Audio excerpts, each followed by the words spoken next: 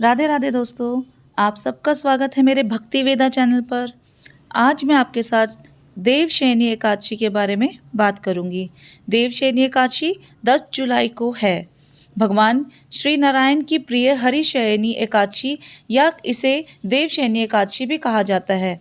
ये सभी मांगलिक कार्य जैसे शादी, विवाह, गृह प्रवेश, यज्ञोपवीत आदि पर अगले 4 मास के लिए विराम लग जाता है। इसी दिन से सन्यासी लोगों का चतुर्मास व्रत आरंभ हो जाता है।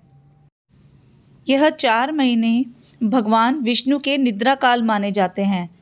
चिकित्सा विज्ञान के अनुसार इस दौरान सूर्य व चंद्र का तेज पृथ्वी पर कम पहुंचता है, जल की मात्रा अधिक हो जाती है, वातावरण में अनेक जीव जंतु उत्पन्न हो जाते हैं जो अनेक रोगों का कारण बनते हैं। इसीलिए साधु संत तपस्वी करते हैं। इस काल वह एक ही स्थान पर रहकर अपनी साधना, स्वाध्याय व प्रवचन आदि करते हैं। इन दिनों में केवल व्रज की यात्रा की जाती है, क्योंकि इन महीनों में भूमंडल के समस्त तीर्थ ब्रज में आकर वास करते हैं। उदय तिथि के अनुसार देवशयनी एकादशी का व्रत 10 जुलाई को रखा जाएगा। वहीं इस व्रत का पारण का समय 11 जुलाई को सुबह 5:56 से 8:36 तक है। देवशयनी एकादशी के दिन ब्रह्म मुहूर्त में उठकर सबसे पहले भगवान विष्णु का स्मरण कर उन्हें प्रणाम करें और मन ही मन ओम नमो भगवते वासुदेवाय मंत्र का जाप करें। इसके बाद पानी में गंगा जल डालकर स्नान करें और व्रत का संकल्प लें और हो सके तो पीले वस्त्र धारण करें। इसके बाद चौकी पर पीला कपड़ा बिछाकर भगवान विष्णु का चित्र स्थापित करें या विग्रह स्थापित करें। पूजा में फल, फूल, दूध, दही, पंचामृत का भोग लगाएं और श्री हरि विष्णु की आरती उतारें। दिन भर उपवास रखें और शाम के समय एक बार फिर से भगवान की पूजा कर उनकी आरती करें। व्रत कथा जरूर सुनें। भगवान को पीले वस्तुओं का भोग लगाएं। इसके बाद फलाहार करें। देवशयनी एकादशी से 4 माह तक के लिए सृष्टि का संचालन भगवान शिव करते हैं। इस समय पर किए गए सभी जप, तप, व्रत आदि से मनोवांछित फलों की प्राप्ति होती है। देवशयनी एकादशी की कथा। धर्मराज युधिष्ठिर ने कहा, हे केशव, आषाढ़ शुक्ल एकादशी का क्या नाम है? इस व्रत के करने की विधि क्या है और किस देवता का पूजन किया जाता है? श्री कृष्ण कहने लगे, हे युधिष्ठिर, जिस कथा को ब्रह्मा जी ने नारद जी से कहा था वही मैं तुमसे कहता हूँ। एक बार देवऋषि नारद जी ने ब्रह्मा जी से इस एकादशी के विषय में जानने की उत्सुकता प्रकट की। तब ब्रह्मा जी ने उन्हें बताया, सतयुग में माधाता नाम एक चक्रवर्ती सम्राट राज्य करता था। उनके राज्य में प्रजा बहुत सुखी थी, किंतु भविष्य में क्या हो जाए वह कोई नहीं जानता। वह इस बात को जानते थे कि राज्य में शीघ्र ही कोई भयंकर अकाल पड़ने वाला है।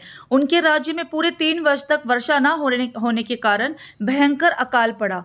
इस अकाल से चारों ओर त्राही त्राही मच गई। धर्म पक्ष के यज्ञ, हवन, पिंडदान, कथा, व्रत आदि में सब कम हो गया। जब मुसीबत पड़ी तो धार्मिक कार्यों में प्राणी की रुचि कहाँ रह जाती है। प्रजा ने राजा के पास जाकर अपनी वेदना की दुहाई दी। राजा तो इस स्थिति को लेकर पहले से ही दुखी थे।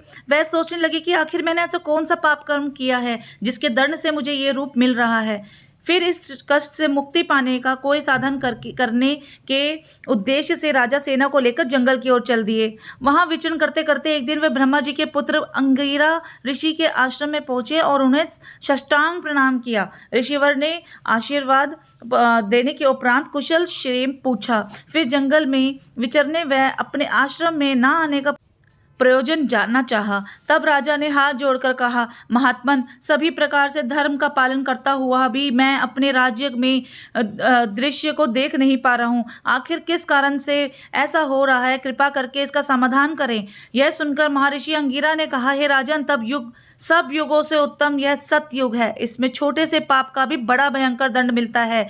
इसमें धर्म अपने चारों चरणों में व्याप्त रहता है। ब्रह्मा के अतिरिक्त किसी अन्य जाति को तप करने का अधिकार नहीं है, जबकि आपके राज्य में एक शूद्र तपस्या कर रहा है। यही कारण है कि आपके राज्य में वर्षा नहीं हो रही है। जब तक वह काल को प्राप्त नहीं होगा तब तक आपके प्रजा को शांति नहीं होगी। तब उन्होंने कहा कि उसे मारकर ही आप ये संभव कर पाएंगे, किंतु राजा का हृदय तो एक नर अपराध शुद्र तपस्वी का शमन करने को तैयार नहीं हुआ। उन्होंने कहा, हे देव, मैं उस निरपराध को मार दूं, यह बात मेरे मन को स्वीकार नहीं कर रहा। कृपा करके आप कोई और उपाय बताएं। महर्षि अंगिरा ने बताया, आषाढ़ मास के शुक्ल पक्ष की एकादशी का व्रत करें। इस व्रत के प्रभाव से अवश्य वर्षा होगी। राजा अपने राज्य की राजधानी लौट आए और चारों वर्णों सहित पद्म एकादशी का विधि पूर्वक व्रत किया। व्रत के प्रभाव से उसके राज्य में मूसलाधार वर्षा हुई और पूरे प्रजा धन धान्य से परिपूर्ण हो गया। ब्रह्मा वैवर्त पुराण में देवशयनी एकादशी के विशेष महत्व का वर्णन किया गया है। इस व्रत से प्राणी की समस्त मनोकामना पूर्ण होती है। तो दोस्तों, ये थी देवशयनी एकादशी की पूरी विधि, महत्व और कथा। उम्मीद है मेरी वीडियो आपको पसंद आई होगी। इसे लाइक, शेयर और सब्सक्राइब जरूर करें। जय श्री कृष्णा। राधे।